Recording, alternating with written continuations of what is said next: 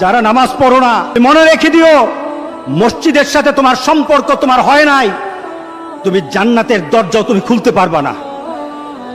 তুমি এখনো বেনামাজি, এখনো সকালবেলা তুমি ঘুমাও, এখনো তুমি আল্লাহকে ভুলে আছো, এখনো তোমার কাছে তওবার কথা তোমার চিন্তাতে আসে নাই।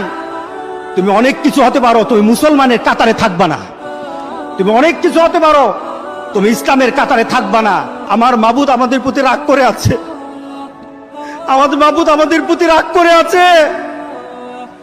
আমাদের মাবুদকে আমাদেরকে সন্তুষ্ট করতে হবে, সন্তুষ্ট করতে হবে। যিনি গজব দিয়েছেন উনি আমাদেরকে বাঁচাবেন। আমরা আমাদের মাবুদকে রাজি করতে হবে। আমরা তওবার মাধ্যমে আল্লাহকে রাজি করতে আর চেষ্টা হব। গোটা পৃথিবীর মুসলমান, আর সময় নাই, আর সময় নাই।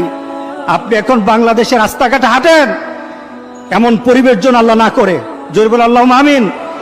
এমন পরিবেশ যেন আল্লাহ না করে, যখন ঘর থেকে কই বের হবে তার লাশটা বের হবে, কেউ জানাজাও দিবে না, এমন হয়ে যাবে। যদি আল্লাহকে সন্তুষ্ট না করতে পারেন এমন হয়ে যাবে। সুতরাং আমরা আল্লাহর কাছে প্রাণ বলে আজকে